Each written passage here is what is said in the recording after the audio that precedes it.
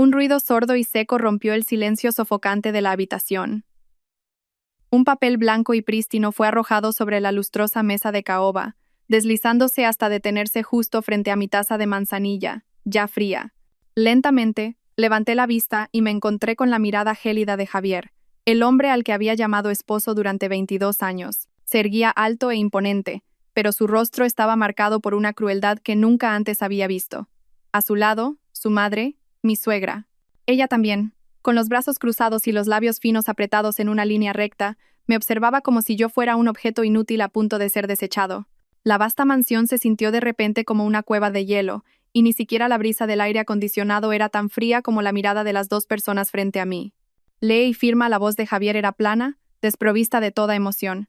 Lucía ha dado a luz. Son mellizos, un niño y una niña. Esta casa por fin tiene herederos. Es una bendición para 3 generaciones de nuestra familia, intervino mi suegra, carraspeando antes de esbozar una sonrisa torcida. Su voz era mordaz. No como ciertos árboles secos que solo ocupan espacio sin dar fruto. Sin decir palabra, bajé la cabeza y miré el papel. Las 2 palabras impresas en negrita, acuerdo de divorcio, me hirieron los ojos. Extendí la mano y mis dedos, siempre bien cuidados, rozaron ligeramente el documento. 22 años de mi juventud. El pago por 22 años cumpliendo mi deber como nuera era una frase cruel y una hoja de papel indiferente. De repente, una risa amarga escapó de mis labios. Me sentía ridícula. Al ver que no decía nada, Javier perdió la paciencia. Se acercó, alzando la voz y apuntándome directamente a la cara con el dedo. ¿A qué esperas? Ya que no puedes darme hijos, lárgate de una vez. No estorbes más aquí. Cada una de sus palabras se convirtió en miles de agujas que apuñalaban mi corazón. Pero, extrañamente, no dolía tanto como esperaba. Quizás el dolor se había acumulado durante tanto tiempo que ya me había vuelto insensible. Levanté la cabeza y miré a Javier directamente a los ojos. Luego miré a mi suegra. Por primera vez en todos estos años los observé no como una esposa o una nuera, sino con los ojos de una completa extraña. Lentamente tomé el documento, lo desdoblé y lo volví a colocar con cuidado sobre la mesa. Luego, levanté la taza de infusión fría y tomé un sorbo. El sabor era amargo, pero extrañamente me aclaró la mente. ¿Tanta prisa tenéis?, pregunté en voz baja, con una calma que me sorprendió a mí misma. Javier frunció el ceño, desconcertado por mi reacción.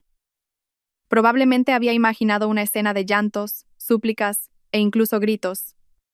Pero yo simplemente permanecí sentada, con una serenidad aterradora. ¿Con prisa o sin ella? Es hora de terminar, respondió él, con una falsa arrogancia. Dejé la taza y una leve sonrisa se dibujó en mis labios. No era una sonrisa de felicidad ni de resignación. Era una sonrisa fría que hizo que tanto Javier como su madre se estremecieran. Te concederé el divorcio, dije lentamente. Pero antes de firmar, hay algo que ambos debéis ver. Algo mucho más interesante que este papel. El frío del suelo de mármol se filtró a través de las suelas de mis zapatos, arrastrándome a la realidad de hace 22 años. No era el frío opulento de esta mansión, sino el aire desolado y gélido del pasillo de un hospital. El penetrante olor a desinfectante, las paredes blancas y la tenue luz fluorescente lo hacían todo insensible. Aquel día, estaba sentada en un banco, aturdida, apretando los resultados de unas pruebas en mi mano. Un médico mayor, con las gafas en la punta de la nariz, me lo dijo con una voz carente de compasión. Infertilidad congénita. Tiene una malformación uterina que hace que un embarazo natural sea prácticamente imposible. Cada palabra cayó como una roca, aplastando mi alma de veinteañera. El cielo seguía siendo azul y el sol brillaba, pero mi mundo se había derrumbado por completo. Javier y yo estábamos a punto de casarnos. Él era mi primer amor, todo lo que había soñado. Había imaginado un futuro feliz, lleno de risas de niños, pero una hoja de papel lo había reducido todo a cenizas. Lloré, incluso tuve pensamientos oscuros, pero me levanté. Amaba a Javier y creía que su amor era lo suficientemente grande como para superarlo todo. Sin embargo, no tuve el valor de decirle la verdad. Temía su mirada de decepción, la dureza de su madre, que tanto anhelaba un nieto para continuar el linaje. Intenté encontrar el momento adecuado, pero la tragedia llegó de una forma inesperada. Mi prima Isabel, que vivía en un pueblo de Extremadura, vino a Madrid en busca de trabajo. Acababa de cumplir 18 años. Era una chica inocente y sencilla. La acogí como a una hermana pequeña en el modesto piso que tenía alquilado, pero nunca imaginé que su inocencia sería el comienzo de otro dolor. Una noche, en una cena de empresa de Javier, él bebió demasiado. Yo tenía que terminar un informe urgente, así que le pedí a Isabel que lo llevara a casa primero. A la mañana siguiente, cuando volví, encontré a Isabel llorando en un rincón de su habitación. Javier se había ido temprano, dejando solo una nota apresurada. Lo siento. No necesité preguntar para saber lo que había pasado. Sentí que el corazón se me encogía, pero al ver a Isabel sollozando, no pude regañarla. Ella era solo una víctima del impulso y del alcohol. Unas semanas después, Isabel me confesó, aterrorizada, que estaba embarazada y que quería huir. Con el corazón hecho un nudo, la detuve. Me sentía traicionada por Javier. Sentía lástima por Isabel y me dolía mi propio destino. Justo cuando iba a confrontar a Javier, Isabel se desmayó. Siempre había sido de salud frágil, y el shock emocional y el embarazo la debilitaron gravemente. Durante meses lo oculté todo, cuidando de ella yo sola. Le mentí a Javier, diciéndole que Isabel padecía una grave enfermedad que requería un tratamiento a largo plazo. El día del parto, debido a su débil constitución, Isabel sufrió una hemorragia severa. En su lecho de muerte, se debatió entre la vida y la muerte. Isabel apretó mi mano con fuerza. Su respiración era débil. Elena, hermana, lo siento. Prométeme una cosa. Entre lágrimas asentí. Dime, te lo prometo. Cría a este bebé. Dale una familia completa, con un padre y una madre. No dejes que sepa la verdad. No dejes que sufra. La voz de Isabel se fue apagando hasta desaparecer. Su mano cayó sin fuerzas. El llanto de un bebé recién nacido que resonó en la habitación hizo que el espacio fuera aún más desolador. Me quedé helada. La última voluntad de Isabel se convirtió en un juramento del destino, una maldición que ataría mi vida. Miré a la pequeña criatura, un ser diminuto y ensangrentado. Era la hija del hombre que amaba, pero no era mi hija. El funeral de Isabel fue discreto. A su familia del pueblo le dijimos que había fallecido por una enfermedad crónica. Javier encendió una varilla de incienso y se fue rápidamente. Tenía miedo de enfrentarse a las consecuencias de sus actos. Aquel día, con la recién nacida en brazos, tomé la decisión más temeraria de mi vida. Decidí cumplir la promesa que le hice a Isabel, darle a esa niña un padre, un hogar. Decidí mentir y decir que esa niña era mía, mi hija, concebida con dificultad. El teatro de mi vida comenzó en ese trágico día. El día en que perdí a una hermana y gané una pequeña vida. Isabel exhaló su último aliento en la cama del hospital después de traer a su hija al mundo con sus últimas fuerzas. Javier no estaba allí. Dijo que tenía un contrato importante, pero yo sabía que estaba huyendo. Tenía miedo de enfrentarse a las consecuencias, a los ojos claros de la niña que había creado por descuido y abandonado con crueldad. En la fría habitación del hospital, solo estábamos yo, la vida recién nacida y el alma que acababa de partir. El llanto del bebé rasgaba el silencio, y el monitor cardíaco emitía un largo y desesperado pitido en una línea recta. No lloré. Mis lágrimas parecían haberse secado el día que recibí los resultados de mis pruebas. Ahora solo sentía un vacío aterrador. Antes de morir, Isabel me apretó la mano. Estaba fría y huesuda, pero su agarre era dolorosamente fuerte. Me miró con los ojos muy abiertos, suplicante, y dijo con voz entrecortada: «Elena, lo siento, te he complicado la vida». Negué con la cabeza. Tenía un nudo en la garganta. «No digas eso, Isabel, te pondrás bien». Pero ambas sabíamos que era un consuelo inútil. Tosió levemente y un hilo de sangre brotó de la comisura de sus labios. «¿Me prometes una cosa?» Asentí frenéticamente. Las lágrimas contenidas por fin brotaron. «Dime, te lo prometo todo. Cría a esta niña. No la envíes a un orfanato. Dale un hogar con un padre y una madre». Isabel tomó aliento, mirándome con desesperación. «No le digas la verdad. No dejes que la niña sufra, hermana». Su última voluntad fue una daga que se clavó profundamente en mi corazón.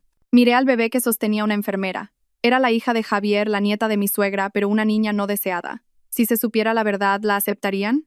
¿O la verían como una mancha? ¿La prueba del pecado de Javier? Tomé la mano fría de Isabel y, con una voz más firme que nunca, dije: «Te lo prometo. La criaré como si fuera mi propia hija. Le daré un hogar completo y no dejaré que nadie le haga daño». Al oír mi promesa, los ojos de Isabel parecieron liberarse de una pesada carga. Sonrió, una sonrisa dolorosamente serena, y cerró los ojos lentamente. Su mano cayó sin fuerza, y el monitor cardíaco emitió un sonido largo y lastimero. Aquel día, con la niña, a la que llamé Sofía, en mis brazos, tomé la decisión más audaz de mi vida. Cumpliría mi promesa a Isabel, mentiría, haría de Sofía mi hija, la hija que yo había dado a luz. Era la única forma de que tuviera la identidad, el padre y el hogar que merecía. Volví a la realidad, dejando atrás el cajón de los secretos del pasado. Javier y mi suegra seguían mirándome, sus ojos llenos de sospecha y extrañeza por mi silencio. Quizás pensaban que estaba buscando algo a lo que aferrarme, como una foto de boda o viejas cartas. Pero se equivocaban. ¿Qué pretendes? No hagas tonterías, dijo Javier impaciente. No respondí. En silencio me acerqué al teléfono y marqué un número. Al otro lado de la línea, una voz de mujer de mediana edad respondió. Dígame. ¿La señora madre de Lucía? Soy Elena. Llamaba para preguntar cómo estáis usted y Lucía. Me imagino que estará muy contenta de que el parto haya ido bien. Hablé con una voz dulce y educada, pero mis ojos no se apartaron de Javier y su madre. Mi suegra abrió los ojos como platos, sorprendida, y Javier frunció el ceño. Ninguno de los dos entendía lo que estaba haciendo. La madre de Lucía, aunque confundida, respondió alegremente. «Ah, Elena, qué amable. Mi Lucía ha tenido mucha suerte de encontrar a un hombre como el señor Javier. La madre y los bebés están perfectamente sanos. Un niño y una niña, preciosos». Sonreí y continué. «Me alegro muchísimo. Es una gran noticia para el señor Javier y su madre también. Por fin tienen herederos para continuar el linaje. Seguro que pronto celebrarán una gran fiesta. Que usted y Lucía descansen y se cuiden mucho. Yo me encargaré de todo en la casa». Colgué y me volví hacia las dos figuras petrificadas. Mi suegra tartamudeó. «¿Tú, qué acabas de hacer?» «Solo una llamada para dar la enhorabuena», suegra, respondí, todavía con calma. Pensé que había que guardar las formas. Lucía ha hecho un gran servicio a esta familia, después de todo. Debo conocer mi lugar. Javier me miró como si fuera una criatura extraña. No podía creer lo que oía. Él y su madre se habían preparado para una guerra, y yo no solo lo aceptaba con tanta facilidad, sino que incluso pretendía ser magnánima. La euforia de sus rostros se desvaneció gradualmente, reemplazada por una perplejidad inocultable. Intentando reafirmar su victoria, comenzó a hablar de sus dos hijos recién nacidos. El mayor se parece mucho a mí. Seguro que será un gran empresario. La pequeña tiene la piel como la porcelana. Ya les hemos puesto nombre: Gonzalo y Gema. ¿A qué suena bien? Mi suegra, sentada a su lado, sacó el móvil e hizo una videollamada. En la pantalla apareció el rostro de Lucía, cansado pero triunfante. «Lucía, cariño, enséñame a mis nietos». La voz de mi suegra era dulce como la miel. A través de la pantalla arrullaba a sus nietos y los colmaba de elogios. «¡Ay, qué preciosos son! Se parecen a su padre. De tal palo, tal astilla». No como ciertos pájaros, lanzó una mirada deliberada en mi dirección antes de volver a la pantalla con su voz melosa. «Cariño, come mucho para tener buena leche. He preparado un caldo reconstituyente. Javier te lo llevará luego». Yo permanecí sentada, observándolo todo en silencio. Me trataban como si fuera aire, como si mis 22 años en esa casa hubieran sido un error. Estaban ebrios de su nueva alegría, de los herederos que tanto habían anhelado. Y mi hija, Sofía, que llevaba la sangre de Javier, parecía una niña abandonada. Sonó el timbre del final de las clases y la gran puerta de la mansión se abrió. Mi hija Sofía entró, su rostro radiante como el sol. Corrió hacia mí, levantando en alto su examen de matemáticas. «Mamá, hoy he sacado un 10. Sonreí y le acaricié la cabeza. «Qué bien lo has hecho, mi Sofía». Miré hacia Javier. Él seguía con la nariz pegada al móvil, sin poder ocultar una sonrisa mientras pasaba las fotos. Sabía que estaba viendo las fotos de sus otros dos hijos. «Papá, he sacado un 10 en mates». Sofía corrió al lado de Javier esperando un elogio. Javier levantó la vista, echó un vistazo indiferente al examen y volvió a fijar la mirada en la pantalla del móvil. «Ah, bien hecho», respondió con desdén. Eso fue todo. La sonrisa desapareció del rostro de Sofía. En silencio fue a la mesa, dejó el examen y se sentó en una silla. Sus pequeños hombros temblaban ligeramente. Verla así me partió el corazón. Durante los últimos años, la niña se había esforzado constantemente por obtener un poco de atención de su padre biológico. Pero todo lo que recibía era indiferencia y frialdad. La cena de esa noche transcurrió en una atmósfera asfixiante. Mi suegra no paraba de poner comida en el plato de Javier. «Come más. Prueba este rabo de toro.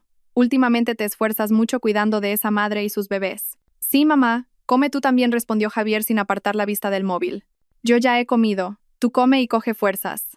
Mañana llévale algo de comida al hospital. Una mujer que acaba de dar a luz es frágil y necesita cuidarse».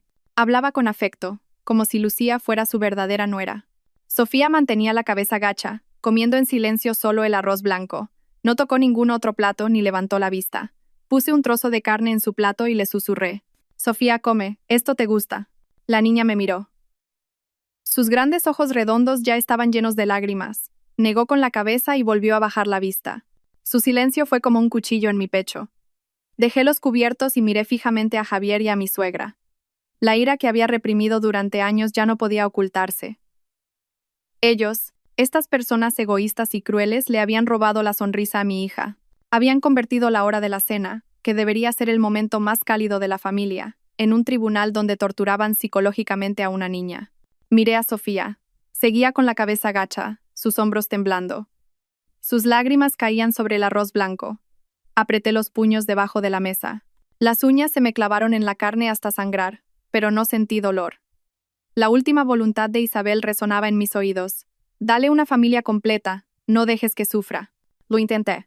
Aguanté y soporté durante 22 años. ¿Pero era este el tipo de familia que Isabel quería para su hija? No. Esto no era un hogar, era un infierno. Y yo, por mi debilidad, había empujado a mi hija a este infierno. La cena terminó en silencio. Después de que Sofía se fuera a su habitación, recogí los platos en silencio. Javier y su suegra veían la televisión en el salón, riendo y charlando alegremente. No tenían ni idea de la firme decisión que ya había tomado en mi corazón. No permitiría que mi hija derramara ni una lágrima más. El recuerdo me transportó a 20 años atrás, al principio de nuestro matrimonio. Entonces no teníamos esta lujosa mansión. Vivíamos en una vieja casa de una sola planta que nos dejaron los padres de Javier. En aquel entonces, Construcciones García era una pequeña empresa en crecimiento, pero sus cimientos eran inestables. Recuerdo vívidamente aquel fatídico día. Javier llegó a casa pálido y borracho. Se desplomó en una silla, agarrándose la cabeza. Cuando le pregunté preocupada, gritó: «¿Qué vas a saber tú? Todo ha terminado. Estamos a punto de quebrar». Más tarde me enteré. Javier, confiando demasiado en un socio comercial, había invertido todo el capital de la empresa y dinero prestado en un gran proyecto. Pero en el último momento, el socio se retiró y el proyecto se paralizó por una disputa de terrenos. Todo se derrumbó de la noche a la mañana. Los días siguientes fueron los más oscuros. El teléfono de casa no paraba de sonar con las voces de los acreedores. Vinieron a casa a exigir su dinero, con insultos y amenazas. Mi suegra lloraba todos los días, culpando al cielo y a la tierra, y acusándome de ser la mujer que trajo la desgracia. Javier se refugió en el alcohol, abandonándolo todo. Solo escapaba de la realidad a través de la bebida. Viendo cómo el negocio que su padre había construido con tanto esfuerzo durante toda su vida estaba a punto de desaparecer como el humo, y cómo el hombre que amaba se desmoronaba, no podía quedarme de brazos cruzados. No sabía mucho de negocios, pero tenía a mi padre. Mi padre era un arquitecto de renombre en el sector, y sus contactos eran algo que no cualquiera podía tener. Esa noche, después de acostar a Javier, llamé a mi padre y se lo conté todo. Mi padre guardó un largo silencio y luego suspiró. Si las cosas han llegado a este punto, hay que encontrar una solución. Veré si puedo hacer algo para ayudar. Pero Elena, prométeme una cosa. Sí, papá, dime. Pase lo que pase en el futuro, debes saber protegerte. Para una mujer, es más importante ser valorada por su propia capacidad que por casarse bien. Las palabras de mi padre me despertaron. Me di cuenta de que ya no podía depender de Javier. Tenía que valerme por mí misma. Y tenía a Sofía, y una promesa que cumplir. Gracias a mi padre, conseguí una reunión con el señor Davis, representante de un gran grupo de inversión de Londres. Estaban buscando oportunidades en el mercado español, y, aunque Construcciones García estaba al borde de la quiebra, poseía terrenos y permisos que les interesaban. El día de la reunión, Javier me acompañó, pero había estado bebiendo toda la noche, y se sentó como una sombra, con el rostro demacrado. Mi suegra, desconfiando de mí, también insistió en venir. La negociación se llevó a cabo íntegramente en inglés. Mi título de filología inglesa, olvidado durante mucho tiempo, me sirvió para pasar varias noches en vela repasándolo todo, preparando cada dato, cada propuesta. Vi cómo los ojos del señor Davis brillaban mientras yo exponía con confianza el potencial del proyecto, analizaba los factores de riesgo y proponía soluciones. Javier y mi suegra me miraban con un asombro inocultable. Probablemente nunca imaginaron que yo, a quien consideraban una simple ama de casa, pudiera hablar otro idioma con fluidez y expresarme con tanta claridad sobre cifras y cláusulas contractuales. Al final de la negociación, el señor Davies asintió. Aceptamos invertir. Pero con dos condiciones. Me miró directamente y dijo, primero, que la señora Elena se incorpore a la junta directiva como directora financiera, Confiamos en su capacidad y transparencia. Segundo, para garantizar la estabilidad de la inversión, exigimos que el 45% de las acciones de Construcciones García se transfieran a nombre de la señora Elena. Javier y su madre se quedaron helados. Mi suegra intentó oponerse, pero Javier la agarró del brazo rápidamente. Sabía que era el único salvavidas. Perder la mitad de la empresa era mejor que perderlo todo. Asintió frenéticamente. Sí, totalmente de acuerdo. Después de eso, todo sucedió rápidamente. Antes de la firma del contrato oficial, preparé otro legajo de documentos. Se lo entregué a Javier y le dije con calma: firma aquí. Es un acuerdo prenupcial, un mero trámite. Es para que los socios de Londres confíen en que los activos de la empresa no se verán afectados por nuestros asuntos personales. Mi suegra, que estaba al lado, echó un vistazo a los papeles y me apremió. Madre mía, qué complicados son estos papeles. Firma de una vez y que nos den el dinero. En ese momento, Javier estaba obsesionado con la idea de la enorme inversión que iba a recibir. Sin la menor sospecha, tomó el bolígrafo y firmó sin dudar en la parte inferior de la hoja, sin leer las cláusulas. Entre ellas, había una que le había pedido a mi abogado que redactara con mucho cuidado. En caso de divorcio debido al adulterio de una de las partes durante el matrimonio, el cónyuge culpable solo poseerá el 20% de los bienes gananciales formados después del matrimonio, y el 80% restante corresponderá al cónyuge inocente. Superada la crisis, Javier volvió a su naturaleza vanidosa y ociosa. Se sumergió en cenas de negocios y eventos sociales, tratándome cada vez más como una empleada del hogar de lujo que como a una esposa. Pero lo que más me dolía era su actitud hacia Sofía. Para mí, Sofía lo era todo. Era la razón de mi vida, el motor que me impulsaba a esforzarme cada día. Recuerdo vívidamente el primer día que la llevé a la guardería. Se aferró a mi falda y no me soltó. Me senté en un rincón fuera, observándola a escondidas a través de la valla, hasta que terminaron las clases. Recuerdo cómo, cuando se cayó y se raspó la rodilla, corrió a mis brazos llorando. Recuerdo las noches en que leíamos cuentos en la cama, riendo a carcajadas. El sonido de su risa cristalina era la música más hermosa del mundo. Pero en todos estos dulces recuerdos, Javier apenas aparecía. Nunca asistió a una reunión de padres. Cada vez que se lo recordaba, decía con fastidio: eso es cosa de mujeres. Ve tú.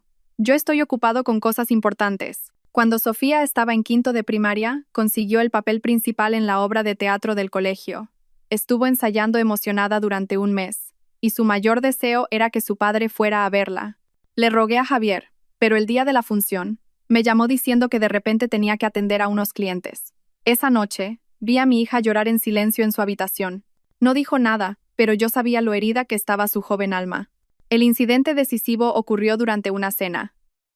Cuando Sofía le mostró con orgullo a su padre su boletín de notas, todos sobresalientes, Javier lo miró por encima y soltó una frase fría que todavía hoy me duele recordar. ¿Para qué estudia tanto una niña? Con que se case bien cuando sea mayor es suficiente. Que sepa cocinar y cuidar de la familia. Sus palabras fueron como un jarro de agua fría sobre el alma pura de la niña. Sofía bajó la cabeza y no dijo nada. Esa noche la abracé y le susurré: Sofía, no te entristezcas por lo que ha dicho papá. Precisamente porque eres una mujer, tienes que estudiar más para poder valerte por ti misma en el futuro, sin depender de nadie. Puedes hacer lo que quieras. Mamá siempre te apoyará. Sofía me miró con los ojos llenos de lágrimas. ¿De verdad, mamá? Claro que sí, sonreí y le sequé las lágrimas. Mamá trabajará duro para que en el futuro Sofía pueda estudiar en el extranjero e ir a donde quiera. Esa promesa me la grabé en el corazón. Me dediqué a trabajar como una loca para demostrar mi valía y sentar unas bases sólidas para el futuro de Sofía. Construcciones García se convirtió en un gigante del sector. Desde fuera, nuestra vida era el epítome de una familia exitosa y feliz que todos envidiaban. Pero solo nosotros sabíamos lo que pasaba de puertas para adentro. La frialdad entre Javier y yo se convirtió en un muro invisible que se hacía cada vez más grueso. Y entonces, apareció ella. Fue hace unos 15 años, cuando la empresa contrató a nuevos becarios. Lucía era una de ellos. No era espectacularmente guapa, pero tenía unos ojos expresivos y una boca aduladora. Desde el primer momento no me dio buena impresión. Mi intuición de mujer me decía que no era tan simple como parecía. Lucía sabía cómo ganarse el corazón de los demás, especialmente de sus superiores. Con Javier, siempre le dedicaba una mirada de admiración brillante, como si él fuera un dios. Aunque Javier contara un chiste sin gracia, ella se reía a carcajadas, mostrando un gran deleite. A menudo, con la excusa del trabajo, le pedía consejo, eligiendo siempre momentos en los que estaban a solas. Comencé a notar pequeños cambios en Javier. Empezó a preocuparse más por su aspecto, a usar colonias caras con frecuencia. Su móvil tenía contraseña y, cada vez que le llegaba un mensaje, se sobresaltaba y se iba a un rincón a responder a escondidas. Una tarde, lo vi sonriendo solo mientras miraba el móvil. Me acerqué sigilosamente y le pregunté como si nada, ¿alguna buena noticia? Javier se sobresaltó y apagó la pantalla rápidamente. Ah, nada, cosas de la empresa. No te hagas ideas raras. Habló con un ligero nerviosismo, pero ese nerviosismo solo aumentó mis sospechas. Mis dudas llegaron a su punto álgido un día a la hora de comer, cuando decidí llevarle el almuerzo a Javier sin avisar. Justo cuando abrí la puerta de su despacho, me quedé helada por la escena que tenía ante mí. Lucía estaba muy cerca de Javier, arreglándole suavemente la corbata. Su proximidad era íntima, y la sonrisa en los labios de Javier era una que no había visto en mucho tiempo. Al verme, ambos se sobresaltaron. Lucía retrocedió rápidamente e hizo una reverencia. Señora, buenos días. Es que el señor tenía la corbata torcida y se la estaba arreglando. Javier también carraspeó, intentando actuar con naturalidad. Ah, has venido. Podías haber llamado. Siéntate. Termino esto y comemos juntos. Dejé el almuerzo sobre la mesa y sonreí amablemente, aunque por dentro se desataba una tormenta. No, solo venía a dejarte la comida. Tengo que irme ya. Seguí trabajando tranquilos. Me di la vuelta y salí. No quería que vieran cómo me temblaban las manos. Mi intuición era correcta. Definitivamente había algo entre ellos. Unas semanas después de presenciar la escena de la corbata, Javier me informó de que tenía que irse una semana a Tenerife por un contrato importante. Parecía muy ocupado y emocionado, haciendo él mismo la maleta y eligiendo la ropa. Yo me quedé a su lado, observándolo en silencio, con el corazón lleno de dudas. Parece que este socio es muy importante, le pregunté con naturalidad. Lo es, respondió Javier sin mirarme. Si cerramos este contrato, la empresa se expandirá a nivel nacional. Tú cuida de la casa y de Sofía. Asentí y no pregunté más. Pero una voz en mi interior no dejaba de repetirme. Está mintiendo. Durante la semana que Javier estuvo fuera, viví en un estado de ansiedad. Delante de Sofía, actuaba como si nada, pero por la noche, cuando me quedaba sola, todo tipo de pensamientos me atormentaban. ¿Debía confiar en él o estaba siendo demasiado paranoica? La respuesta llegó de la forma más inesperada. Un tranquilo sábado por la tarde, mientras navegaba por las redes sociales, vi que una vieja amiga había publicado fotos de sus vacaciones en un resort de lujo. Envidiosa de su vida, pasé las fotos una por una. De repente, mi corazón se detuvo ante una de ellas. Era una foto de la piscina del hotel. Mi amiga posaba en primer plano, pero detrás de ella, dos figuras familiares de espaldas habían quedado inmortalizadas. Aunque solo se veían sus espaldas y perfiles, reconocí al instante que eran Javier y Lucía, que se aferraba a su brazo, apoyando cariñosamente la cabeza en su hombro. Parecían una verdadera pareja de enamorados disfrutando de unas dulces vacaciones en bañador. El móvil se me cayó de las manos, golpeando el suelo con un ruido seco. Mis oídos zumbaban y todos los sonidos a mi alrededor desaparecieron. Solo oía el latido de mi propio corazón, que retumbaba en mi pecho. Con manos temblorosas, recogí el móvil y amplié la foto. No había duda, eran ellos. El viaje de negocios a Tenerife, el contrato importante, todo era una descarada mentira. Lágrimas calientes y amargas rodaron por mis mejillas. 22 años. Había dedicado mi juventud, había aguantado y soportado, lo había dado todo por este hogar. ¿Y cuál era la recompensa? Una cruel traición. Sobre mi dolor y mi confianza, él disfrutaba con su amante. Me senté aturdida en el sofá, dejando que las lágrimas fluyeran. El dolor ya no era una vaga sospecha, sino una realidad palpable que, como una cuchilla afilada, rebanaba mi corazón pedazo a pedazo. Quise llamarlo, gritarle, insultarlo, pero no pude. ¿Qué conseguiría con eso? Si se enteraba de que lo sabía, solo intentaría taparlo con otra mentira. Después de ese fatídico viaje de negocios, nuestra casa se sintió aún más fría. Javier regresó con cara de normalidad, hablando de sus exitosas negociaciones y de cómo había convencido a los socios más difíciles. Yo me sentaba, asentía y le daba la razón, pero por dentro sentía náuseas. Con cada palabra que decía, podía imaginar lo bien que se lo habían pasado él y Lucía juntos. Su hipocresía se volvió cada vez más sutil, pero no podía ocultar las grietas. Empezó a recibir llamadas en mitad de la noche. Cuando toda la casa estaba en silencio y solo se oía el tic-tac del reloj, su móvil vibraba suavemente. Se sobresaltaba, cogía el teléfono y salía al balcón, cerrando ligeramente la puerta de cristal. Los primeros días, fingí estar dormida, inmóvil, oía sus susurros. Su voz tierna, la que una vez tanto amé, ahora susurraba dulces palabras a otra mujer. Te echo de menos a morir. Sí, en casa como siempre. Mi mujer no para de sermonear. Espera un poco más. Pronto lo arreglaré. Cada una de sus palabras era una cuchilla invisible que ahondaba la herida de mi corazón. Pero ya no lloraba. El dolor se transformó en otra emoción, fría y afilada. Decidí que no podía seguir siendo una víctima. Necesitaba pruebas irrefutables para desenmascararlo. Busqué en internet e instalé en secreto una aplicación de grabación de llamadas en el móvil de Javier.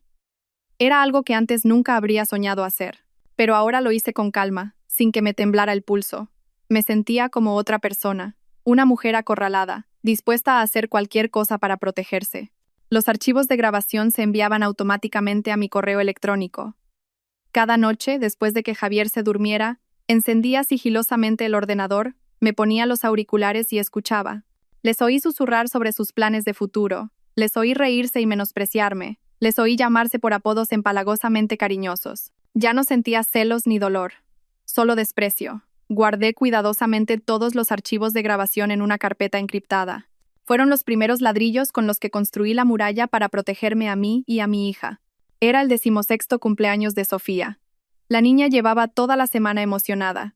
16 años, una edad hermosa como un capullo de flor a punto de abrirse, una edad llena de sueños y esperanzas. Decoró ella misma el salón con sus globos favoritos, rosas y morados. Incluso vino a la cocina para ayudarme a preparar el plato favorito de su padre. «Se sorprenderá papá cuando llegue, ¿verdad, mamá?», preguntó Sofía alegremente, con sus ojos claros brillando mientras cortaba las verduras. Sonreí y asentí, pero una vaga inquietud crecía en mi interior. Llevaba días recordándole a Javier el cumpleaños de la niña. Él me había respondido con desinterés. Solo esperaba que, al menos en un día tan importante, se acordara de la existencia de su hija. Por la noche, la suntuosa cena estaba servida. La tarta de fresa favorita de Sofía presidía la mesa. Madre e hija nos sentamos a esperar. El reloj marcó las 6, las 7 y luego las 8. La comida se enfrió y la sonrisa del rostro de Sofía se fue desvaneciendo, reemplazada por la espera y la ansiedad. Justo en ese momento sonó mi móvil. Era Javier. Contesté rápidamente con un atisbo de esperanza. Pero su voz al otro lado de la línea era una mezcla de cansancio y falsa disculpa. Elena, lo siento, me ha surgido algo de repente esta noche. Tengo que reunirme con un socio muy importante. No creo que pueda llegar a cenar. Comed vosotras, no me esperéis. Antes de que pudiera decir nada, colgó. Miré a Sofía. Lo había oído todo y sus ojos estaban llenos de lágrimas. La decepción era evidente en su joven rostro. ¿Papá está ocupado otra vez con el trabajo? Tenía un nudo en la garganta y solo pude asentir. Pero la verdad no era esa. Abrí en silencio la aplicación de seguimiento que había instalado en su móvil hacía tiempo. El punto rojo no estaba en la oficina ni en un restaurante, sino en una urbanización de chalets de lujo junto a un lago. Y yo sabía que allí era donde vivía Lucía. Casualmente, hoy también era su cumpleaños. El corazón se me encogió.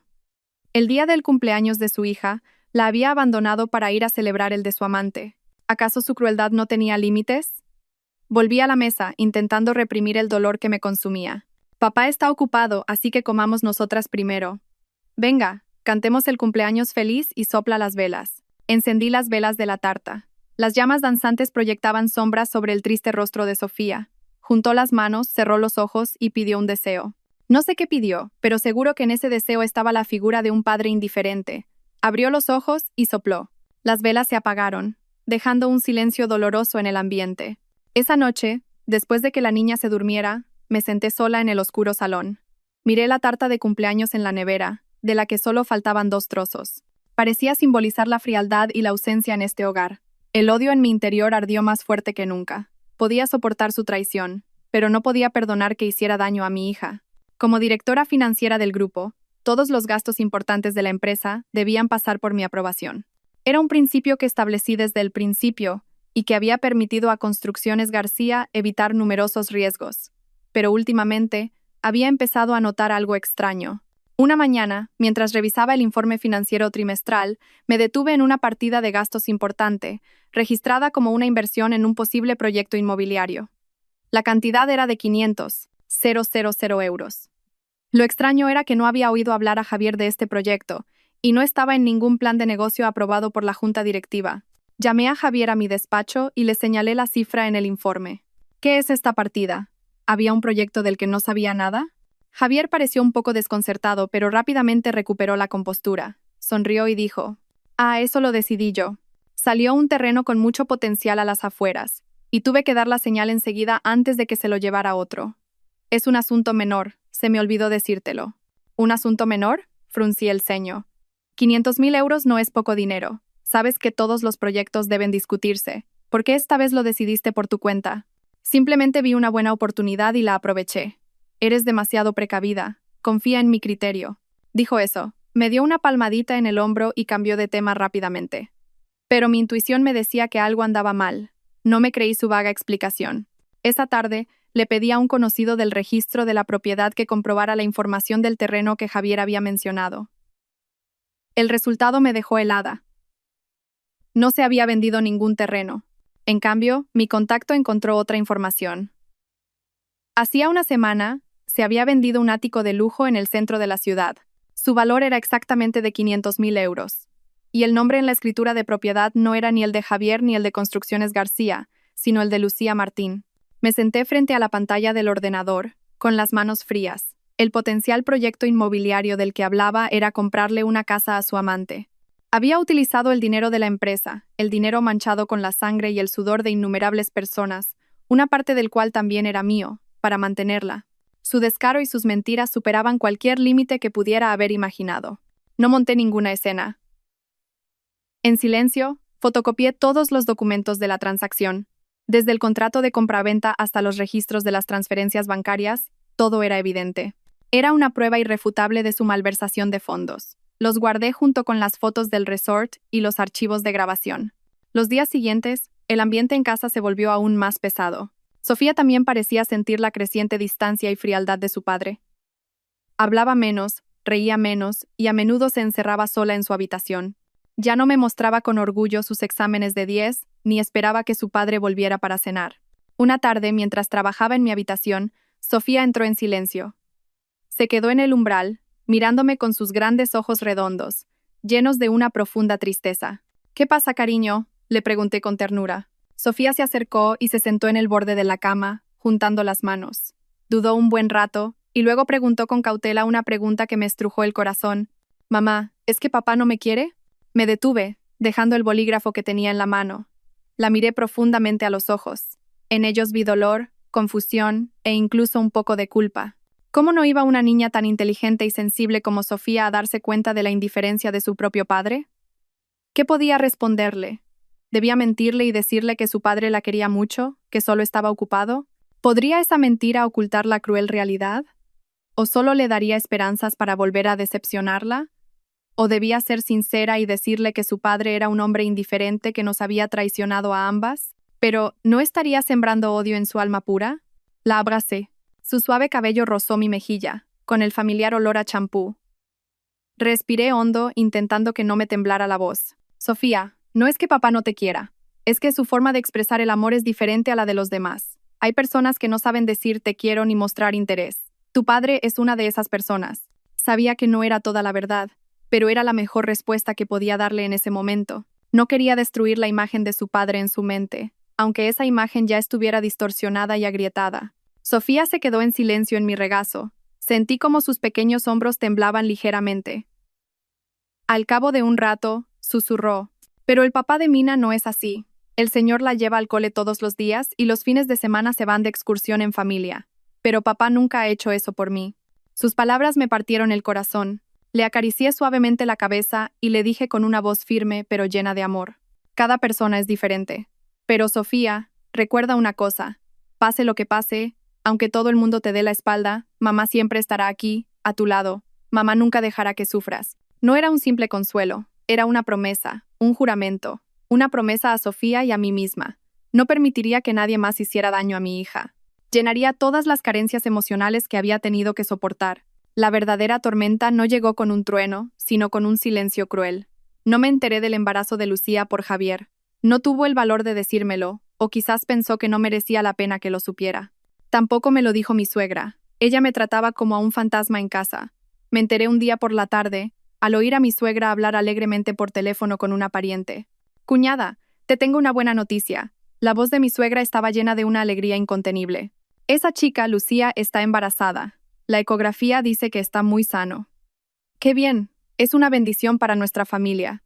Ahora solo falta que nos dé un niño para continuar el linaje y no pediré más. Estaba arreglando unas flores en el salón y me detuve. La rosa blanca que tenía en la mano tembló ligeramente.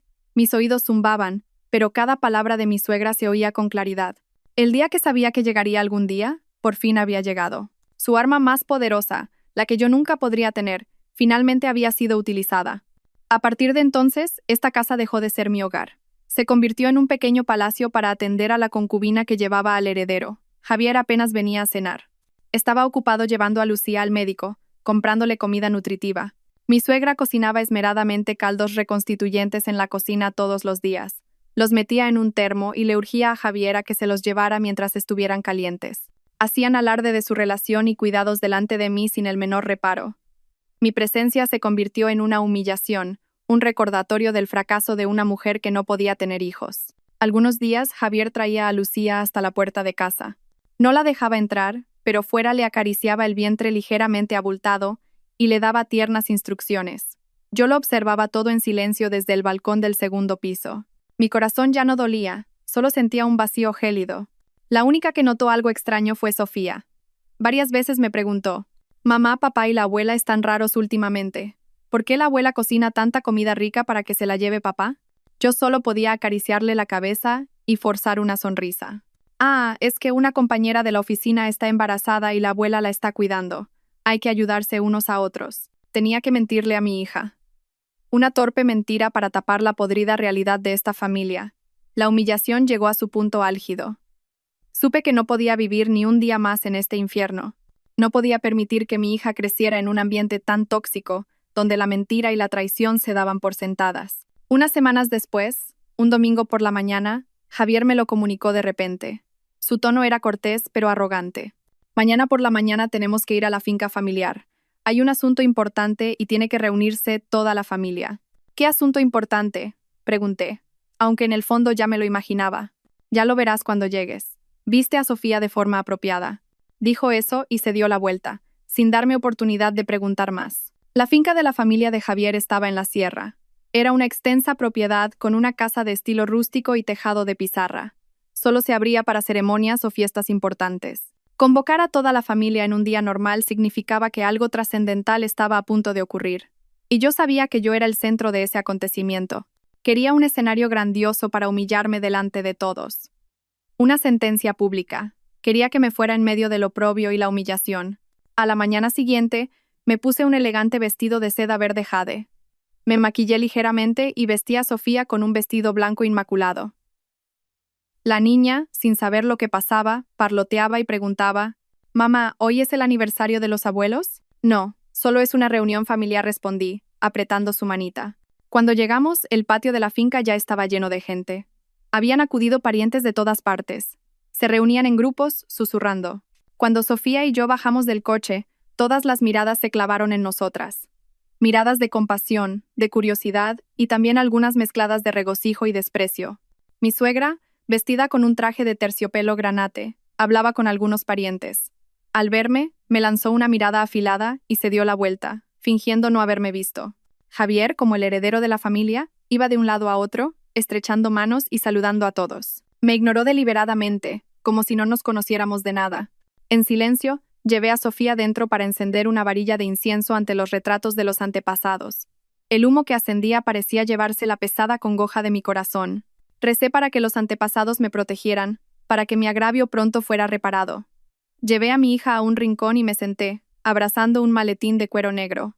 Dentro no había documentos de la empresa, sino todo mi futuro, el destino de Javier y una verdad enterrada durante 22 años. Cuando todos se sentaron, Javier carraspeó y se puso de pie en el lugar de honor. Empezó con un largo discurso sobre las tradiciones familiares y la responsabilidad del primogénito. El ambiente en la finca se volvió solemne. Todos escuchaban en silencio. «Os he reunido hoy aquí», dijo Javier con voz grandilocuente, «para anunciar un asunto de gran importancia para nuestra familia. Como sabéis, Continuar el linaje es lo más importante en una familia. Como primogénito, siempre he llevado esta carga en mi corazón. Hizo una pausa y me miró. Su mirada era una mezcla de falsa compasión y triunfo. Mi esposa Elena es una buena mujer, pero lamentablemente, el cielo no nos ha bendecido con hijos. Durante 22 años, en nuestra casa no se ha oído la risa de los niños. Se oyeron algunos susurros. Algunos parientes me miraron con lástima. Yo seguía sentada, con la espalda recta y el rostro inexpresivo. Javier respiró hondo y continuó con voz más alta. Pero los antepasados no han abandonado a nuestra familia. El cielo nos ha ayudado. Hoy quiero presentaros a una persona que ha traído la esperanza y el futuro a nuestra familia. Hizo una señal hacia atrás. Lucía, vestida con un amplio vestido blanco de embarazada, salió apoyada en el brazo de una prima de Javier. Su rostro estaba pálido como el de una madre primeriza, pero sus ojos brillaban con lágrimas. Interpretó a la perfección su papel de víctima. Esta es Lucía, la presentó Javier formalmente. Esta persona, desafiando las críticas del mundo y sacrificándolo todo, ha dado a luz a un hijo para nuestra familia y nuestro linaje. Y no uno, sino dos, un niño y una niña. Un murmullo de admiración recorrió toda la estancia. La gente empezó a hablar animadamente. Mi suegra se levantó, se acercó a Lucía, le cogió la mano y dijo con orgullo: «Esta chica es la benefactora de nuestra familia. Lo que la esposa no puede hacer, otra tiene que hacerlo». Lucía bajó la cabeza y sollozó. «No, señora, no necesito ningún título. Solo quiero estar al lado de Javier, cuidar de los dos niños y verlos crecer bajo la protección de esta familia». Su hipocresía me revolvió el estómago, pero la obra aún no había terminado. Javier se acercó y la rodeó con el brazo. «No digas eso. Has sacrificado demasiado por esta familia. No dejaré que sufras». Se volvió hacia la gente con una mirada condescendiente. «Sé que esto puede ser mal visto por muchos, pero hago todo esto por cumplir con mi deber filial y para que el linaje de nuestra familia no se extinga. Espero que me entendáis y seáis indulgentes». Su actuación fue perfecta. Habían convertido una vergonzosa historia de adulterio en un noble sacrificio por la familia. Después de la conmovedora presentación de la benefactora, Javier se volvió hacia mí. La hipocresía de sus ojos desapareció, reemplazada por una fría mirada de juicio. Parecía un juez dictando sentencia a un condenado. «Y tú», Elena dijo con voz arrogante, «sé que has sufrido estos años, pero llegados a este punto, lo mejor para ambos es que nos separemos». Comenzó a enumerar sus méritos. Gracias a él, yo disfrutaba de la vida acomodada que tenía. Ocupaba el puesto de vicepresidenta y era respetada. Hablaba como si todo lo que yo tenía fuera un regalo suyo. «Te he dado la vida que muchas mujeres sueñan», alzó la voz. «Pero, ¿qué me has dado tú a mí? Ni un solo hijo, ni has cumplido con tus responsabilidades como esposa y nuera de esta familia. Dime, ¿qué razón tengo para mantenerte a mi lado?» Cada una de sus palabras era como un martillazo. Pero, extrañamente, ya no sentía dolor. Solo una risa amarga ante el descaro y la ingratitud de este hombre. ¿Había olvidado quién salvó a su empresa de la quiebra? ¿Quién se pasaba las noches en vela revisando cuentas y negociando contratos? ¿Quién dedicó su juventud a este hogar? «Tú eres una vergüenza para mi casa. ¿Entiendes?», rugió señalándome a la cara. «Una vergüenza. Cada vez que los parientes me preguntaban por ti, tenía que bajar la cabeza avergonzado. Todo por tu culpa». Me echó toda la culpa. En su historia, yo era egoísta, inútil y la causa de todos los problemas. Y él era solo la pobre víctima incomprendida que tuvo que buscar la felicidad fuera. Sofía, sentada a mi lado, me apretó la mano. Estaba temblando y me miraba preocupada con sus ojos inocentes. Le di una suave palmadita en la mano, indicándole que todo estaba bien. Javier no se detuvo. Embriagado de su papel, se envalentonó cada vez más. Se quejó de la presión que había tenido que soportar, del anhelo de tener un hijo. Hablaba como si su infidelidad fuera algo inevitable, ineludible y natural. «Ya he aguantado bastante», concluyó con voz afligida. «No puedo seguir viviendo esta vida sin sentido. Necesito una familia de verdad, un hogar con risas de niños». Sacó un papel doblado del bolsillo, se acercó y lo arrojó sobre la mesa frente a mí. Era el familiar acuerdo de divorcio. Firma ordenó: «Y lárgate de esta casa. Te daré suficiente dinero para que vivas el resto de tu vida. Esa es la última justicia que te concedo». El acuerdo de divorcio yacía sobre la mesa como una descarada sentencia. Javier me miró.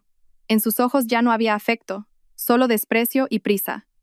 Parecía querer echarme de allí en ese mismo instante. Al ver que seguía inmóvil, su última pizca de paciencia se agotó. Se acercó, cogió el documento y lo golpeó de nuevo sobre la mesa frente a mí. Sus dedos toscos golpearon con fuerza el papel. ¿No firmas de una vez? ¿Todavía tienes la fantasía de que te voy a retener? Mi suegra, a su lado, añadió su veneno. Aunque no firme, tiene que irse. No puedo aceptar en esta casa a una mujer que no puede dar hijos. Una mujer que ocupa el lugar de mis nietos. Lucía, de pie detrás de Javier, se llevó una mano a los ojos para secarse una lágrima en silencio. Un acto de hipocresía perfecto. Sollozó. Javier, déjalo ya. No quiero que tu familia se rompa por mi culpa. Elena también ha vivido aquí mucho tiempo. Su falsedad solo avivó la ira de Javier. La consoló diciendo, no te preocupes. A quien tengo que proteger es a ti. Esa mujer no se lo merece.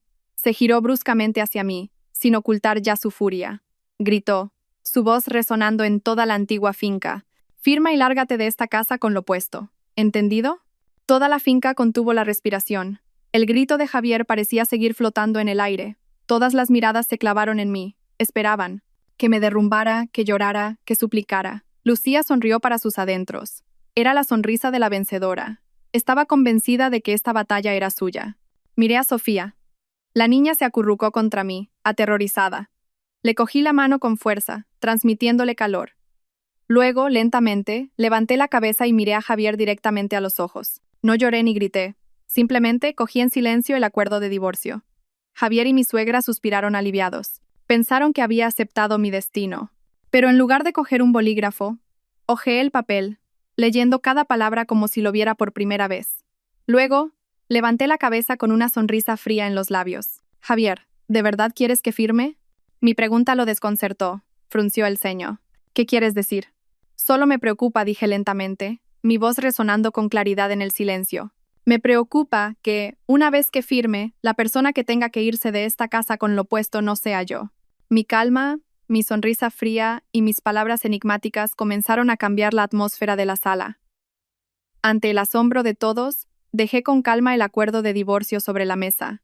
Luego, me agaché y abrí el maletín de cuero negro que había traído. El clic de la cerradura del maletín sonó seco y decidido, como el disparo que anuncia el comienzo de una guerra. Javier y su madre me observaban conteniendo la respiración. Quizás pensaban que sacaría un bolígrafo o cualquier otra cosa insignificante. Pero lo primero que saqué no fue un bolígrafo, sino una fina carpeta que contenía un papel amarillento por el paso del tiempo. Me levanté lentamente y caminé hacia el centro de la estancia. Sostuve el papel en alto para que todos pudieran verlo. Mayores, tíos, tías.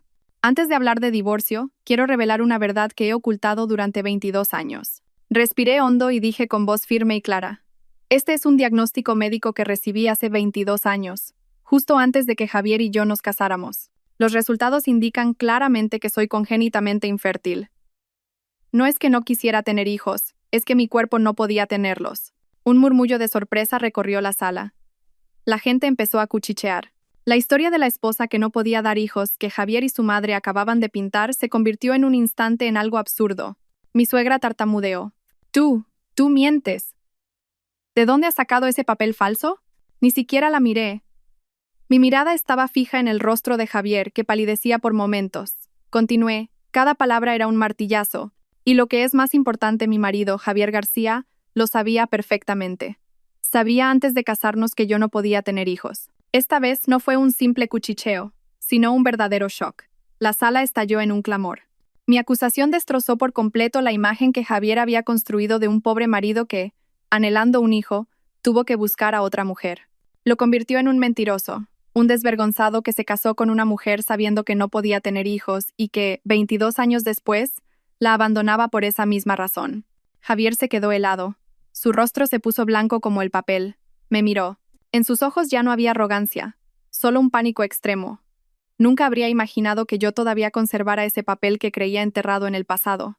Tú, ¿qué tonterías dices? Intentó rebatir, pero su voz temblaba y carecía de fuerza.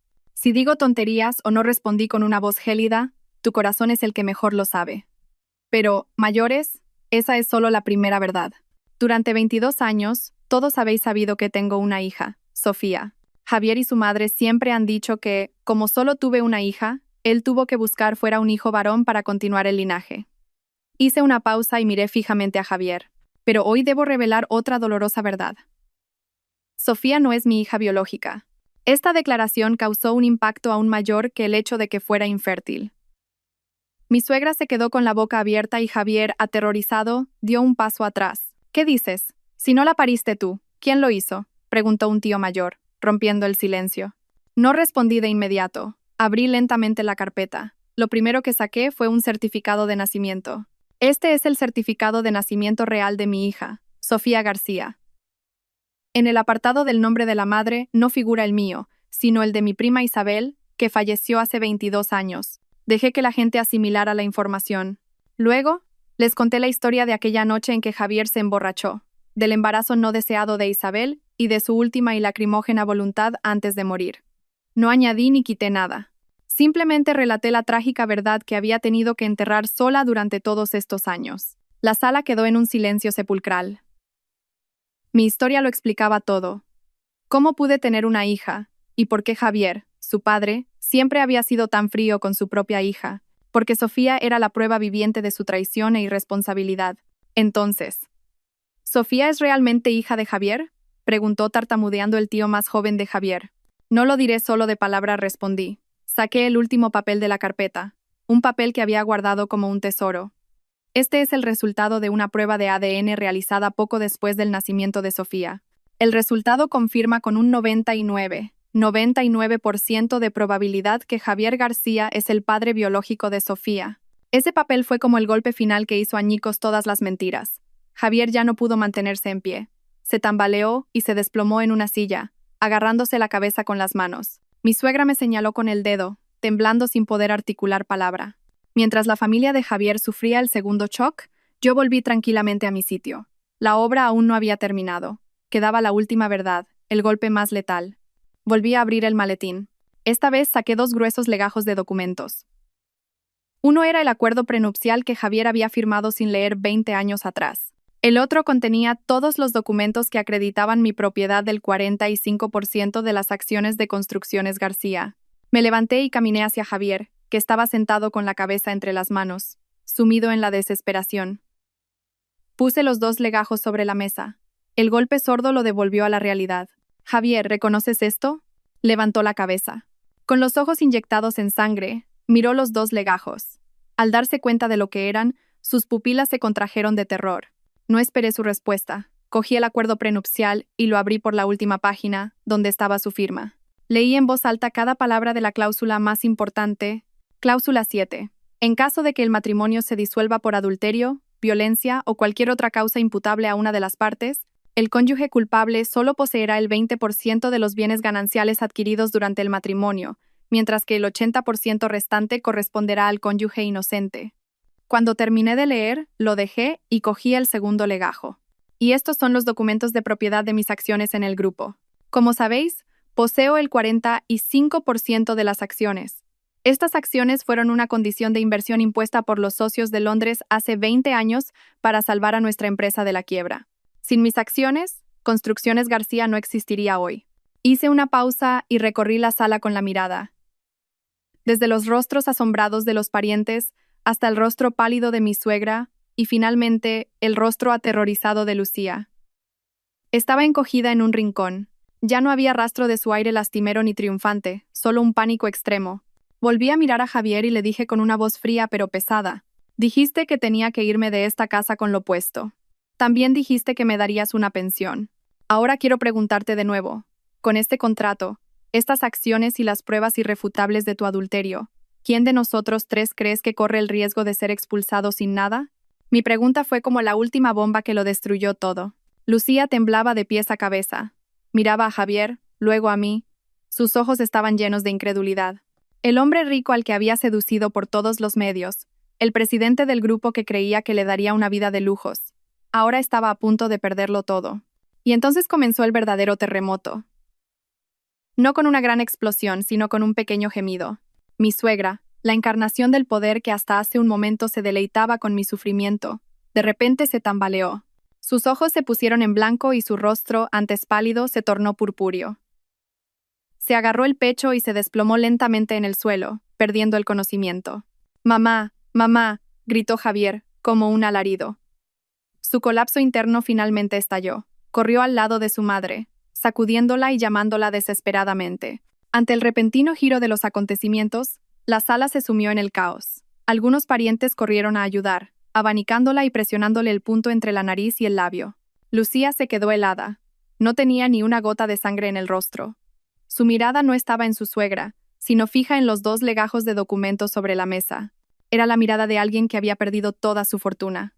En medio del caos, las voces de los parientes comenzaron a alzarse. Ya no eran susurros, sino reproches y suspiros de decepción. ¡Qué inmoralidad! Usar a los hijos en una pelea por la herencia. Por eso Javier era tan frío con Sofía. Tenía algo que ocultar. Esta familia no tiene suerte, teniendo una nuera tan capaz y buena, y no saber apreciarla. Las palabras zumbaban, apuñalando como cuchillos la fachada que Javier y su madre habían construido con tanto esfuerzo. Los parientes que habían convocado para presenciar su victoria ahora se volvían contra ellos, convirtiéndose en sus jueces. Nadie quería quedarse más tiempo en un lugar tan lleno de mentiras y vileza. Uno a uno, se levantaron en silencio, dieron una excusa cualquiera y se marcharon apresuradamente. No querían verse envueltos en este lodazal. Se fueron con una historia increíble que contarían por todo el vecindario. Pronto, la espaciosa finca quedó fría y vacía. Solo quedábamos yo y Sofía, sentadas en silencio en un rincón. Javier, derrumbado junto a su madre inconsciente, y Lucía, de pie en medio de la sala, perdida. En ese pesado silencio, Sofía soltó suavemente mi mano. Se levantó lentamente y caminó paso a paso hacia Javier, que estaba desplomado en el suelo. Contuve la respiración. No sabía qué iba a hacer. Javier levantó la cabeza. Con los ojos inyectados en sangre, miró a Sofía. Quizás, por un momento, esperó que la niña viniera a consolarlo, que lo llamara papá y se aferrara al último vestigio de afecto. Extendió una mano temblorosa hacia ella. Sofía, papá. Pero Sofía no se acercó. Se detuvo a una distancia segura. Miró a Javier directamente a los ojos. Una mirada extraña y fría. No era la mirada de una hija a su padre. Y entonces abrió la boca. Su voz ya no era la de una niña inocente y parlanchina, sino sorprendentemente clara y firme. Usted nunca ha sido mi padre. No lo llamó papá. Lo llamó usted. Una sola palabra. Pero trazó una línea clara, cortando el tenue lazo de sangre que los unía. Javier se quedó helado. La mano que había extendido al aire se detuvo y comenzó a temblar violentamente. Sofía ya no lo miró. Se dio la vuelta y caminó rápidamente hacia mí. Me cogió la mano, levantó la cabeza y me dijo con los ojos brillantes de determinación: «Mamá, vámonos a casa». Casa. Esas 2 sílabas salidas de la boca de mi hija sonaron tan sagradas. El hogar no era esa vasta mansión, ni esta imponente finca. El hogar era donde yo estuviera. Las lágrimas que había reprimido durante tanto tiempo finalmente brotaron. Pero no eran lágrimas de dolor, sino de felicidad y orgullo. Mis 22 años de sacrificio, 22 años de paciencia, habían valido la pena por este momento. Asentí y me sequé las lágrimas rápidamente. Sí, vámonos a casa. Cogí la mano de mi hija y nos dirigimos directamente a la puerta. Dejamos atrás al hombre derrumbado, a la mujer inconsciente y a la amante llorosa. Dejamos atrás todas las mentiras, la traición y la crueldad. Esa noche, después de que el médico se fuera y mi suegra despertara, otra tormenta se desató en esa familia ya destrozada. Cuando solo quedaron los 3 en la finca, la primera en estallar fue Lucía. Su anterior aspecto lastimero y débil había desaparecido, reemplazado por una furia demencial. «¡Estúpido! ¡Inútil!», gritó, señalando a Javier a la cara. «Confía en ti. Confía en ti. Te dediqué mi juventud, te di un hijo y una hija, y al final, mira esto. Dime, ¿qué vamos a hacer ahora con ese ático, con ese dinero?» No lloraba por un amor roto. Lloraba porque la fortuna que creía tener en sus manos se había desvanecido como el humo. Javier, que había sufrido un gran shock, pareció volver en sí. Levantó la cabeza despeinada y miró a la que una vez fue su amada amante. Ahora le parecía extraña y aterradora. Su voz era ronca. ¿Solo te importa el dinero? ¿Y qué esperabas?, se burló Lucía con acritud. ¿Qué creías que amaba de ti? ¿Tu hipocresía o tu barriga? Si no fuera por el dinero, por el título de presidente del grupo, ¿crees que te habría mirado siquiera? ¡Qué error cometer mi vida a un inútil como tú! Mi suegra, recién despierta, temblaba de ira al oír esas palabras. Apenas pudo incorporarse y señaló a Lucía con el dedo. «Zorra, ¿cómo te atreves a hablarle así a mi hijo? Tú eres la que ha traído la desgracia. Desde que pusiste un pie en esta casa, no has hecho más que causar problemas. ¿Yo, una desgracia?» Lucía se giró sin el menor respeto. «Mire a su hijo, señora. Si ese hombre no hubiera sido tan tonto de firmar sin leer, no habríamos llegado a esto. Ahora estamos bien. Se ha quedado sin soga y sin cabra». ¿De quién se supone que van a depender mis dos hijos ahora?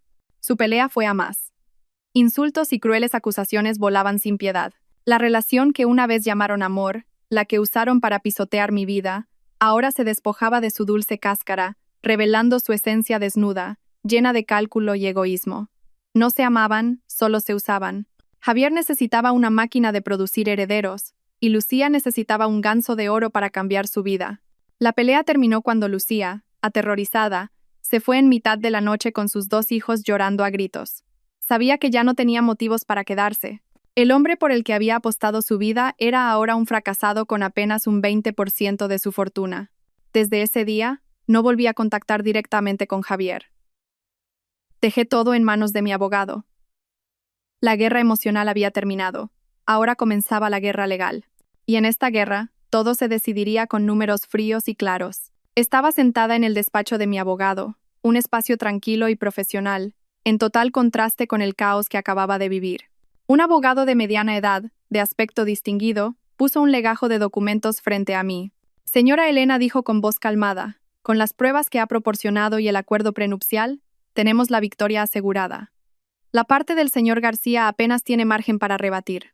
Pasó una página y señaló unas cifras. El valor total de los bienes gananciales, incluyendo las acciones de Construcciones García, la mansión, 2 coches, depósitos bancarios e inversiones, se estima en unos 20 millones de euros. Según el acuerdo, el señor García, como cónyuge culpable, solo recibirá el 20%, es decir, 4 millones de euros. El 80% restante, 16 millones, le corresponde a usted. Escuché en silencio. Esas cifras, que para otros serían una fortuna, para mí eran solo la compensación por 22 años de juventud perdidos. En cuanto a las acciones de la empresa, continuó el abogado, usted posee el 45% y el señor García el 55%. Después del divorcio, él seguirá siendo el accionista mayoritario. Sin embargo, dada su situación financiera tras el reparto de bienes, le será difícil mantener la presidencia de la Junta. Probablemente tendrá que vender parte de sus acciones para cubrir gastos. Asentí. Eso era exactamente lo que quería. No necesitaba hacer nada. Su propia codicia y estupidez lo empujarían fuera del trono de poder del que tanto se enorgullecía. Unos días después, Javier recibió la citación del juzgado junto con una notificación detallada del reparto de bienes. Me llamó innumerables veces, pero no contesté. Me envió largos mensajes, una mezcla de súplicas, arrepentimiento y amenazas. Elena, no puedes hacerme esto. Esto es todo lo que tengo. Me equivoqué. Por favor, dame una oportunidad. Empecemos de nuevo. Si me llevas al límite, que sepas que tú tampoco saldrás ilesa. Leí todos los mensajes y los borré en silencio. Mi corazón no sintió ninguna alteración. El perdón no es una mercancía que se pueda dar fácilmente, especialmente cuando las heridas son tan profundas. Ahora todo quedaba en manos de la justicia. Las réplicas de la reunión familiar no se limitaron a la ruptura de una familia. Fueron un terremoto que sacudió todo el imperio del que Javier tanto se enorgullecía. El escándalo de la familia García se extendió más rápido de lo que había imaginado. En el mundo de los negocios, la reputación a veces es más importante que el dinero, y Javier, de la noche a la mañana, había destruido ambas cosas con sus propias manos. No necesité hacer nada. Sentada en casa, observé todo en silencio a través de las llamadas de mi abogado y las noticias que leía de vez en cuando. Las acciones de Construcciones García comenzaron a desplomarse. Los pequeños inversores, habiendo perdido la confianza en su líder, vendieron sus acciones en masa. Pero el golpe más letal vino de Londres. Unos días después, recibí un correo electrónico del señor Davis. No preguntó por mis asuntos personales. El correo era muy conciso y profesional. Me informaba de que, tras reevaluar la situación interna y la credibilidad de la dirección, su grupo había decidido retirar toda su inversión de Construcciones García lo antes posible. Leí el correo. No sentí ninguna satisfacción, solo una extraña calma. Era el karma. Hace 20 años, la confianza de mi padre y mi capacidad los trajeron. 20 años después, mi partida los hizo irse. Javier había olvidado que los cimientos de este grupo no se construyeron solo con dinero, sino con confianza. Y cuando la confianza desaparece, es inevitable que todo se derrumbe. La retirada del mayor inversor provocó un efecto dominó. Numerosos proveedores y socios de toda la vida comenzaron a dudar. Exigieron el pago inmediato de las deudas y cancelaron contratos ya firmados. La poderosa Construcciones García, de repente, se encontraba en medio de una tormenta, a punto de hundirse. Me enteré de que Javier corría de un lado a otro para cubrir las pérdidas. teniendo que vender su coche e incluso terrenos personales. Tuvo que vender más de la mitad de sus acciones a otros accionistas a precio de saldo para mantener un ápice de poder. Pero ya no era el imponente presidente de antes. En la junta directiva, solo escuchaba en silencio los reproches y las acusaciones de quienes una vez lo elogiaron. El imperio que había construido sobre mentiras y traición se desmoronaba ante sus ojos. E irónicamente, la chispa que encendió ese derrumbe la había provocado él mismo. No me alegré de su fracaso. Solo sentí lástima. Lástima por un hombre que, por proteger una rama seca, había quemado todo el bosque con sus propias manos. Una semana después de que terminara el juicio, recibí una llamada de Javier. Esta vez, la cogí. Al otro lado de la línea no había una voz arrogante o amenazante, sino una voz cansada y débil. Elena, ¿podemos vernos un momento? Por favor. Acepté. No porque me quedara algún sentimiento, sino porque sentía que ambos necesitábamos una última conversación para cerrar de verdad el pasado. Nos encontramos en una pequeña cafetería junto al lago, un lugar tranquilo y desconocido que no evocaba ningún recuerdo. Javier había llegado primero. Estaba sentado de espaldas en un rincón. Cuando entré, casi no reconocí al hombre con el que había vivido 22 años. Había adelgazado mucho y su pelo, antes canoso, ahora era notablemente blanco. El traje caro le quedaba grande y arrugado. Ya no era el imponente presidente de un grupo, sino un hombre de mediana edad fracasado, agobiado por las preocupaciones. Al verme, se levantó apresuradamente y me apartó torpemente la silla. Me senté en silencio y pedí una infusión de jengibre. El aire entre nosotros era tan denso que se podía cortar con un cuchillo. Después de un largo rato, Javier habló. Su voz era ronca. Elena yo. Dudó sin saber por dónde empezar. De repente, hundió la cara en la mesa. Sus anchos hombros temblaban violentamente. Estaba llorando. Como un niño. Me equivoqué, Elena. Me equivoqué de verdad, sollozó. Fui un cabrón. Un hombre que no merecía ser ni marido ni padre. Lo he perdido todo. La empresa, el honor. Y a ti y a nuestra hija. Me senté en silencio, removiendo mi infusión. No sentí ni satisfacción ni compasión. Solo cansancio. Esa disculpa debería haber llegado hace años. Ahora era demasiado tarde, demasiado insignificante. Cuando se calmó un poco, levantó la cabeza. Con los ojos inyectados en sangre me miró suplicante. ¿No puedes darme otra oportunidad? Elena, empecemos. Empecemos de nuevo. Cambiaré. Os trataré muy bien a ti y a Sofía. De verdad. Negué con la cabeza en silencio, interrumpiéndolo. Javier, dije con calma. El amor no es una deuda. No se puede saldar pidiendo perdón. El amor es un regalo. Una vez tuviste ese regalo, pero lo tiraste con tus propias manos. Un regalo abandonado no se puede recoger. Dejé el dinero de la infusión sobre la mesa y me levanté lentamente. Todo ha terminado. Ya no te guardo rencor. Solo espero que te vaya bien en el futuro. Hice una pausa y lo miré profundamente a los ojos. Todavía tienes 3 hijos. Una hija a la que abandonaste y 2 niños inocentes que trajiste al mundo. Cumple con tu responsabilidad como padre para con ellos. Es la única forma de que puedas enmendar tus errores. Dije eso y me di la vuelta. No miré atrás ni una sola vez. Lo dejé allí, con su tardío arrepentimiento y su café frío. Después de finalizar los trámites del divorcio, lo primero que hice fue vender esa fría mansión. No quería conservar un lugar con tantos recuerdos dolorosos. Sofía y yo nos mudamos a un ático en un rascacielos con un gran balcón con vistas a la ciudad. No era tan grande como la casa anterior, pero era cálido y lleno de sol. La vida de madre e hija entró gradualmente en una nueva órbita, tranquila y feliz. Cada mañana le preparaba el desayuno a mi hija y nos íbamos juntas, ella al instituto y yo a la oficina. Por la noche, nos sentábamos a la mesa y compartíamos las historias del día.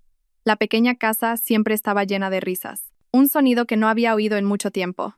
Ya no trabajaba en Construcciones García. Con mis acciones, seguía siendo una accionista mayoritaria, pero renuncié a todos los cargos directivos y solo asistía a las reuniones importantes. Quería dedicarle más tiempo a Sofía, llenar las carencias emocionales que había tenido que soportar. Y entonces, llegó una gran noticia. Sofía, gracias a su esfuerzo constante, consiguió una beca completa para una prestigiosa universidad de Estados Unidos. El día que recibió la carta de admisión, corrió a mis brazos, llorando y riendo, diciendo: «Mamá, lo he conseguido, lo he conseguido». La abracé con fuerza. Mi corazón rebosaba de felicidad y orgullo. El sueño que había albergado durante tanto tiempo para ella finalmente se había hecho realidad. El día que acompañé a Sofía al aeropuerto, intenté no llorar. Le ayudé a organizar el equipaje por última vez y le di 1000 recomendaciones. Antes de entrar a la zona de embarque, Sofía se dio la vuelta y me abrazó con fuerza. Apoyó la mejilla en mi hombro y susurró algo que me hizo romper a llorar. Gracias, mamá. La tía Isabel me dio la vida, y tú me has dado toda una vida. Me quedé helada y la abracé con más fuerza. Mi pequeña y preciosa hija. Lo sabía todo. Quizás una noche, sin querer, me había oído hablar con una foto de la tía Isabel. No preguntó. Simplemente lo entendió en silencio, y me amó con todo su corazón. Tonta sollocé. Eres el regalo más preciado que me ha dado la vida. El avión despegó, llevando a mi querida hija a un nuevo mundo. Me quedé en el aeropuerto, observando hasta que la estela blanca en el cielo desapareció. No me sentí sola. Mi corazón estaba lleno de una extraña paz y satisfacción. Había cumplido mi promesa a Isabel. Había criado a Sofía para que fuera una mujer fuerte, inteligente y de buen corazón. Ahora era el momento de vivir para mí. Los años pasaron en un abrir y cerrar de ojos. Mi vida cambió por completo. No me volví a casar.